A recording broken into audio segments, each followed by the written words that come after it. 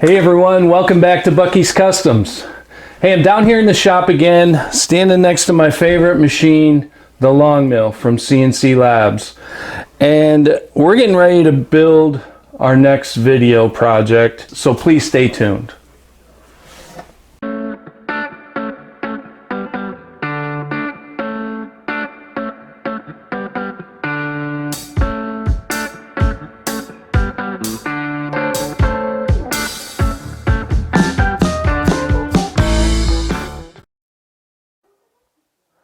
Hey folks, before we get started with our project today, I would like to say thank you to this week's sponsor, Sienci Labs, the makers of the Longmill benchtop CNC, just like the one we have here in our shop. Please visit their website and check out this great machine. Now let's get back to our project. What I'm going to show you in this video is how we make a charcuterie board. Looking around and some of the things that I've seen on the internet and some of the shapes and styles that they range from, you know, something really basic rectangle with a little handle to something really all whacked out. And the cool part about all that is that we can create one of those using just our long mill. And I'm going to show you how I'm going to do that today. Now, what we're going to start with is how we're going to select the material for this project. Then we're going to go into our Maker software and we're going to create a charcuterie board shape. And we're going to be unique with that. That's the great part about it is that we can make it whatever shape we want, and whatever it ends up being, it'll be cool. And then from there we're going to finish the wood and, you know, put a finish on it, and we'll show you what that comes out looking like. But the most important thing is that we're going to create this board all on our long mill, with the exception of a little bit of sandpaper and maybe my handheld router for chamfering. That is it. We're going to use a long mill. So without further ado, stay tuned and we'll get started. What we're going to do is we're going to decide what we're going to make our project out of. Now, I have a select amount of wood that I can use. I've got pine, I've got oak, I've got some cypress left over, and I've got cherry that I could glue up. Because I guess what we're trying to do is we're trying to make a board for serving food. So we kind of want a denser wood, a harder wood, so that it repels water better. Because you're probably, it's going to get wet, and it's going to be a lot like a cutting board. So even though you're probably not going to cut on it much, it could get cut on. And you want it to take that punishment, because it's not just going to be on your kitchen counter. It's going to be in your living room, in your dining room. It's going to be outside on a picnic table. It could be anywhere. It's meant to be mobile and transfer food. So I did a lot of thinking about what I wanted to use, and I've had this piece of beech. It's, my goodness, I guess it's probably 13 inches wide or so. Excuse me for leaving. It's about almost 14 inches wide, and it was about 64 inches long. So I cut it in half, and it had a little cup to it, and one end is curled up like a banana, and there's really not much I can do with that. But I think I can get a board that's roughly around 12 inches wide and probably about 2 foot long with the handle, depending on what we create. Let's get to preparing the material so that we can use it on the mill.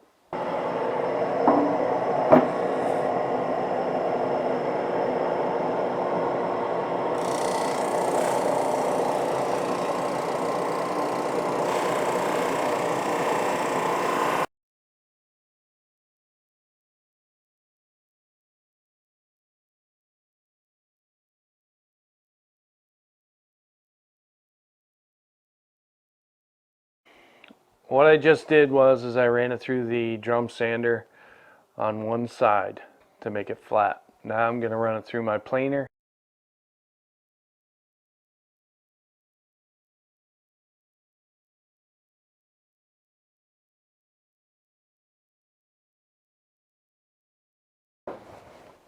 Okay, now things look pretty good as far as the board goes. I love the grain. Beech really does have a really cool grain from time to time, but this really came out nice. I really like the grain. And this side's even better. Got some more sanding to do, but I got her flat so that it doesn't have to be perfectly flat, because we're going to cut a shape out of this. We're not going to actually carve into it, you know, put any lettering or anything like that in it, but we're going to just cut the shape of the board out of it, and it came out pretty good. So I think we're ready to go to Maker and start creating.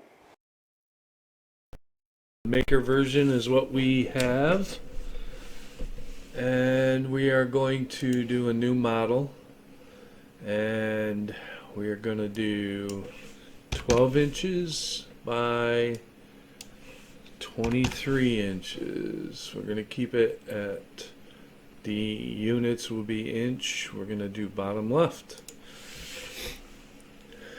Okay, so here's our work surface. Now you can do this several different ways, but I choose to use the polyline tool to make my boards, but I'll tell you what, I'm going to wing this, and I'm going to use a rectangular tool. So let's grab the rectangle tool. I'm going to select the bottom right hand corner, and I'm going to swing it up. Now I'm going to come over here to the tool settings, and I'm going to make the width 11.5, and I'm going to make the height 22.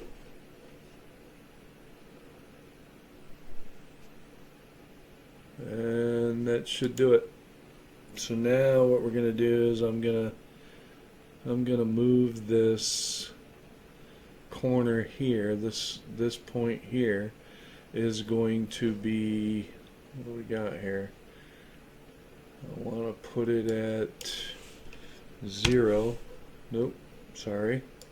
11 inches, because that'll be on the bottom line down here.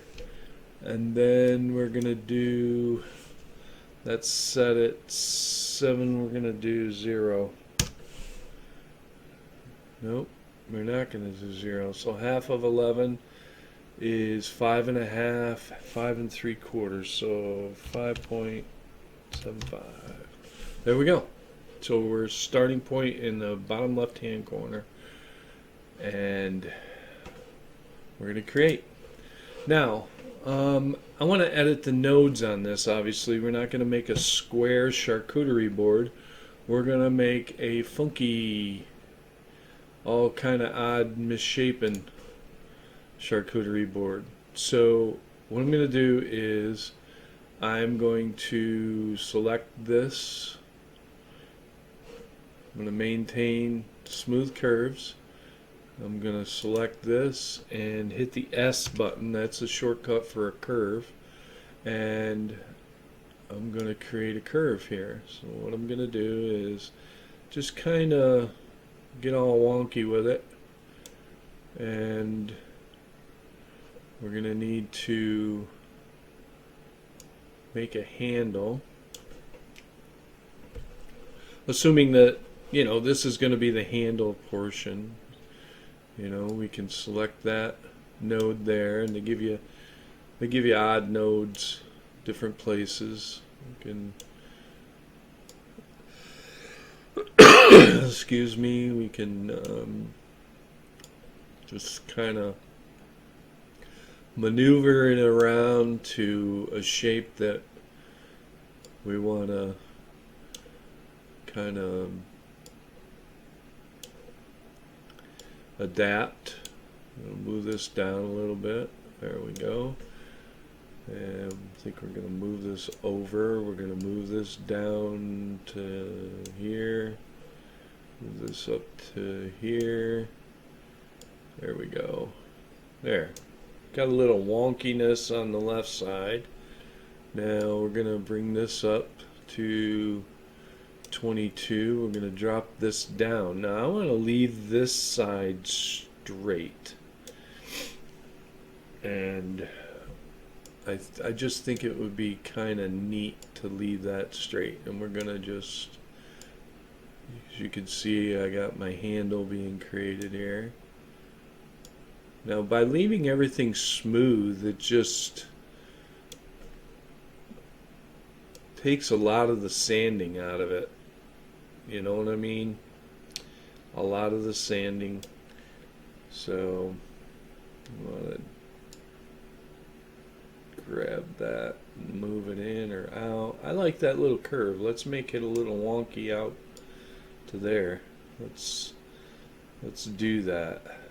I've seen some pretty weird shaped deals. I don't know what that was all about, but I've seen some pretty weird ones. So let's just make some really cool handle here. Make it a little bit fatter. There we go. Now, I kind of like this actually. Let's do a curve on this. Let's bring this back in, and I think what we're gonna do is make, here's a node here. I think I'm gonna kind of bring that over there and then just kind of bring this down. So that rounds this whole corner out. Okay, I want to leave this in here, but you know, just right there. Right there. You see how it just straightened out down here? I want that straight. We've got a bad spot in the board on this side, and that'll take that out. So, and then we can come down here and we can do a corner. Let's say we do that. We'll leave this one 90. We'll leave this pointed, but we'll wonky this corner up. And we hit the S key and it just makes it all wonkied. So just bring this in. Remember, we want to try to keep that as straight as we can. Keep it in about 1/4 of an inch. And we'll bring this back in. Just bring it in like that. Now we'll just take this and bring that down there. Now we'll bring this up here. There. Now that's kind of a funky shape. What do you think? We can bring that back over. Bring that back over. That still takes care of our issue there. There. Now we got a little funky shaping kind of charcuterie board. So now I think that looks good. We're going to leave that like that. And got a kind of a funky looking handle here. We're going to need to put a hole in that handle, so let's make us a hole. And we'll hit create. And then we'll do the nodes on this too. So let's misshapen this a little bit. Let's kind of make it all wonky as well. Okay. And what this is just that way we can hang it up and get our thumb in it, you know, that kind of thing. I like the way that is right there. I like the way everything looks. Super, super. Okay. I like that. So let's go over here before we do any tool paths or anything like that. Let's go over here and save this as. Now you can see I've created a few of them, and I got one here called wonky. That was a different one that I had created. So I'm gonna save this as wonky 2. Okay, so now let's go and create a toolpath. We're going to, let's do this one first. We're going to do an area clearance. I'm not going to cut around this. I'm going to cut inside the hole. I'm going to clean it out. So we'll do selected vectors. My start depth is 0. My finish depth is 1 inch. And let's see here. We're going to add a tool. I'm going to use a 1/4 inch end mill. Now, I do want to talk to you about feed rates, step down, step over, all that, because beech is a fairly hard wood. So I want to go slow on this. I don't want to snap a bit.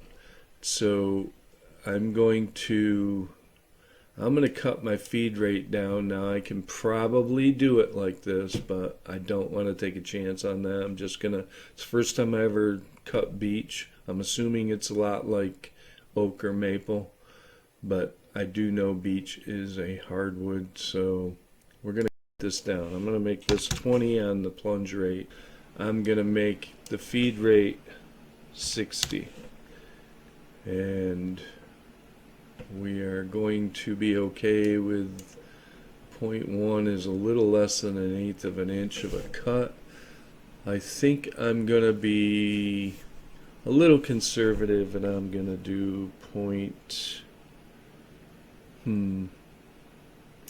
I'm gonna do 0.07 for a step down, and I think we're good with the step over. So we're gonna do raster, that'll be fine. Let's do the material thickness setup. We're gonna do 1 inch. It's a 1 inch thick piece of material based on the top offset. So that's that, and we're gonna call this thumb hole.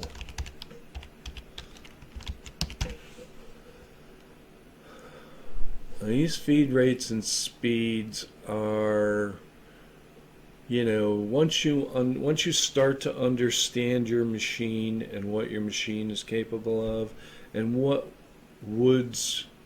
kind of woods do better than others that you can go faster in, or you have to go slower in, you'll get an idea. And I'm just saying, this is a very tight grained wood. It's a very hard wood, so that's why I'm being a little bit more conservative. And we're going to use a brand new end mill. It's very sharp, so it's a good end mill. We got them from Sienci Labs, so never had an issue with those. By the way, go to sienci.com and go to their store and check out their bits. They have a good selection in there, and they're good quality bits. Okay, let's get back to this. Calculate now. Okay, there's our path. Now, it's really important that you pay attention to this, because you don't want to have any clamps anywhere near where this blue line is. If they're in the way, you want to move them.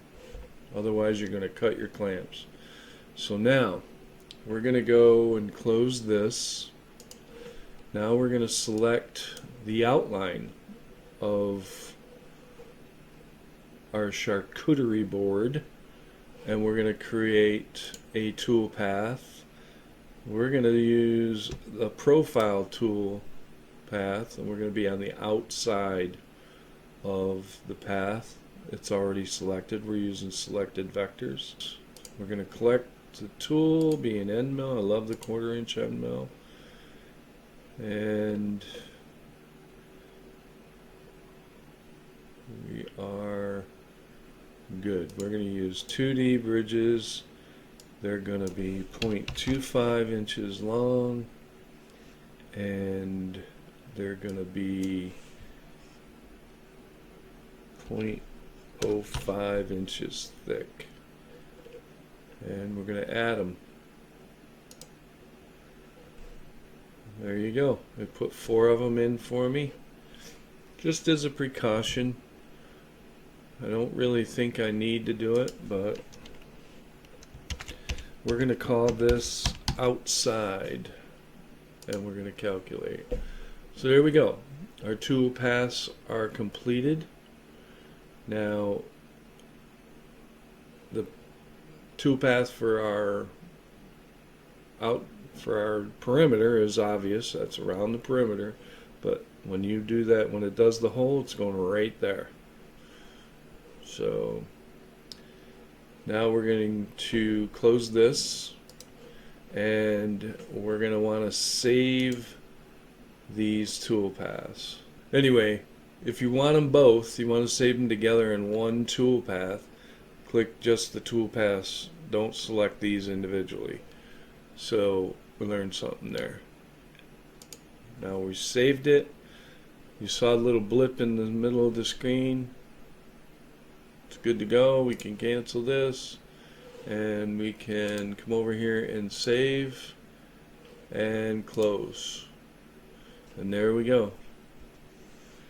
That completes our creation of our charcuterie board and our tool paths. So now we can open up UGS and get carving. Okay, first thing we're going to do is open the file. Once we have that open, it takes a couple seconds. You can see it's up here on the screen. I'd like to go into connect the machine. So we'll go up here in the upper left hand corner, hit that little icon there, and connect our machine. When it turns orange, you know it's connected. Everything lights up. Now the first order of business, once this is done, we jog the machine to the lower left hand corner so that we can use the probe, the touch probe. And from there we can remove the touch probe and hit start, or up here we will hit our play button basically and run the program. As you can see, the first place the router goes is to the hole that I created, and now I made that with a raster toolpath, and I did that for a reason. My reason was I believed that since I had never used beech before, that would be a more intrusive way of carving that. Wasn't sure if it was going to chip out or not, but it went well. The only situation I ran into here was I didn't run my tool path deep enough to cut all the way through the board, and as a result, you'll see in the end here, I had to cut the board out with a jigsaw. And there's ways of getting around that. There's a couple ways. One of the ways I've done it before is I've actually turned the route, stopped it, turned the router down a little bit with a thumb screw at the top where the belt is, and just run the program again to cut it out. But you can also just edit the program so that your depth is correct. Misread my caliper in this case. Okay everyone, I've got this board all sanded. I did all that off camera so that you didn't have to watch that. I know it's exciting to watch, but anyway, here's your board. She's all smoothed out, and what we're going to do now is I'm going to put a finish on this. And a lot of people do mineral oil. I really like Danish oil, the way it looks. I think it seals the wood better for a lot of reasons. I did some research on that, and it's definitely food safe, and it definitely seals the wood. and gives you less maintenance down the road. So I'm hoping that when I put some of that on this board, it'll bring the grain to life. So let's get started with that. Okay, this is what I use, and I really like this finish. Like I said, I did some research, and it's perfectly safe to use on boards that you're going to put food on. Okay, so I put Danish oil on my projects with a foam brush most of the time. You can use a bristle brush, really doesn't matter. It goes on a lot like stain goes on. You put a thin coat on, let it dry, put another thin coat on, let it dry, and so on. I usually put several coats on, and it comes out with a really slick finish. I think it's the better choice for this project. Well, there you go, everyone. A charcuterie board made out of beechwood and finished with Danish oil. I really think it came out nice. Thank you, everyone, for watching. If you like this video, please subscribe to our channel.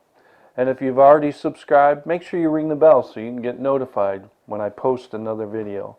Again, I thank you for your support, and until next time, be safe out there. Thank you, everyone. I'm going to start out this by fumbling around like I usually do. Hey, thanks for joining us today. Listen, I'm going to screw up this thing, and I'm going to screw it up again, and then probably screw it up again, but I am going to try really hard to get it right. I really, really like the way it came out. It's very, very nice, and I'm very proud of myself for doing it, and it's awesome. This charcuterie board, oops, well, there's an outtake. Never done beechwood before. It's pretty cool wood. It's got a really nice grain. We finished it with Danish oil, and it brought that grain right out of the board. It's just an amazing, amazing thing to boast about. It really is.